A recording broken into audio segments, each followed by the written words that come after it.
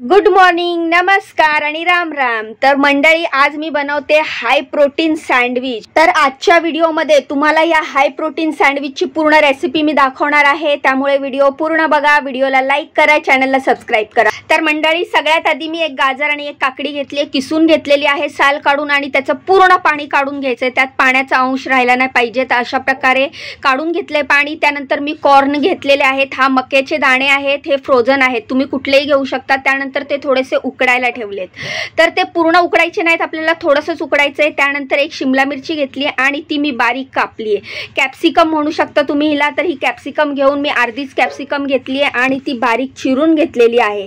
त्यानंतर मी जे कॉर्न उकडायला ठेवलेले आहेत ते देखील उकडलेले आहेत। त्यानंतर हे जे आपण गाजर आणि काकडी जी किसलेली होती त्यात पूर्ण पाणी काढलं होतं, त्याच्यामध्ये ती कॅप्सिकम टाकलेली आहे। हे पनीर घेतलेलं आहे, पनीर तुम्ही तुमच्या इच्छेनुसार घेऊ शकता, तुम्हाला किती घ्यायचंय। तर मी हे 100 ग्रॅम पनीर घेतलेलं आहे। तर पनीरचे असे तुकडे मी एका मिक्सरच्या जारमध्ये काढून घेतलेले आहेत। त्यानंतर त्यामध्ये हे दही टाकते। तर हे जे भांडं आहे ना, ह्याच्यातनं एक्स्ट्रा पाणी जे दह्यातलं असतं ते निघून जातं, म्हणजे हे आपण लोण्याचा गोळा बोलू शकतो। तर तुम्ही दह्यातलं देखील पूर्ण पाणी काढून घ्यायचंय, दह्यामध्ये पाण्याचा अंश नकोय। आणि त्यानंतर मी ह्यामध्ये चीज टाकलेलं आहे। तर आपण मिक्सरच्या जारमध्ये पनीर, चीज आणि दही टाकलेलं आहे, ज्यामध्ये पाणी अजिबात नाहीये। त्या भांड्यामधनं पाणी पूर्ण निघून जातं, त्यामुळे ते दही मी काल रात्रीच त्या भांड्यात ठेवलेलं, जेणेकरून एक्स्ट्रा पाणी निघून जाईल। चीज टाकल्यानंतर त्या मिक्सरच्या भांड्यामध्ये मी ब्लॅक पेपर पावडर म्हणजेच काळी मिरीची पावडर टाकलेली आहे। त्यानंतर हे मिक्सरचे जार आपल्याला मिक्सरवर व्यवस्थित फिरवून घ्यायचं आहे आणि त्याची एक अशी मस्तपैकी पेस्ट करून घ्यायची। तर तुम्ही बघू शकता ही अशी पेस्ट झाली पाहिजे। त्यानंतर ही जी पेस्ट आहे ती आपण काढणार आहोत त्याच बाउलमध्ये, ज्या बाउलमध्ये गाजर, काकडी आणि शिमला मिरची ज्या बाउलमध्ये आहे त्याच्यातच आपण ही पेस्ट काढून घेणार आहोत। त्यानंतर आता त्याच्यामध्ये हे जे उकडलेले कॉर्न आहेत ते देखील मी टाकत आहे। तर हे टाकल्यानंतर यामध्ये टाकते मी ऑरिगॅनो, तुम्ही 1 ते 1.5 चमचा ऑरिगॅनो टाकू शकता।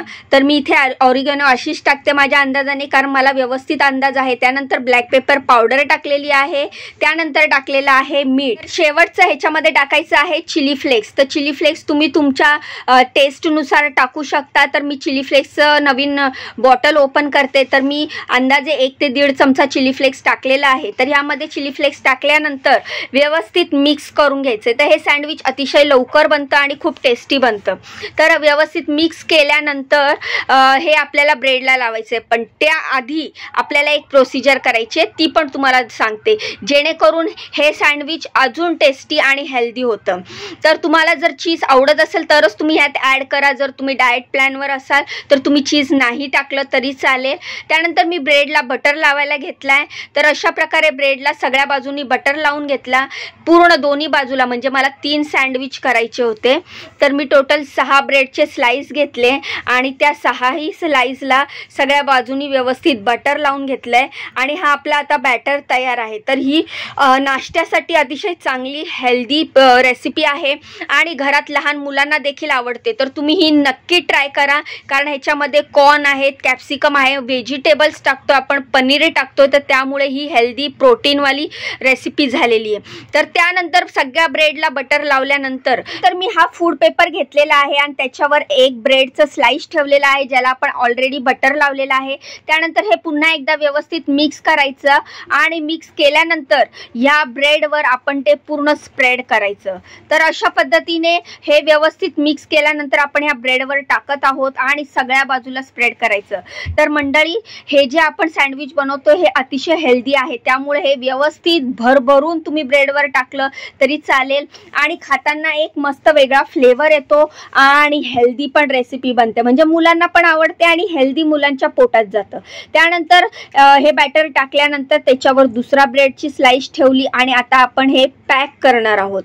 तुम्ही हे असं सुद्धा खाऊ शकता, पण मी हे असं पॅक करणार आहे आणि त्याला मधनं कट केल्यावर त्याचे 2 असे पार्ट होतात, म्हणजे 2 पार्ट करून आपण खाऊ शकतो मधनं कट केल्यावर।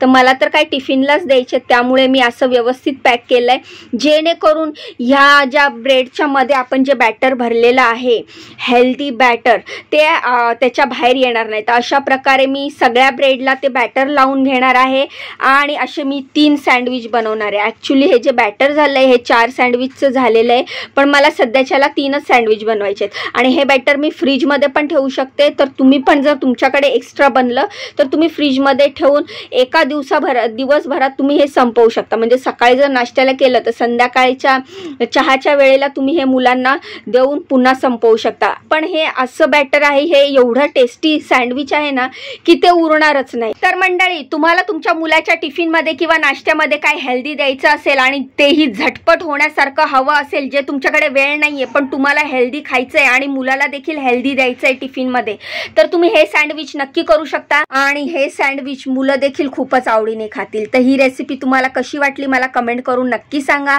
जाण्याआधी व्हिडिओला लाईक करा, चॅनलला सबस्क्राईब करा. तर हे तिन्ही सँडविच तयार आहेत. जर ही रेसिपी बनवायची असेल आणि तुमच्या मनात काय क्वेरी असेल तर मला कमेंटच्या माध्यमातून नक्की विचारा. भेटूया उद्याच्या व्हिडिओत. तोपर्यंत बाय.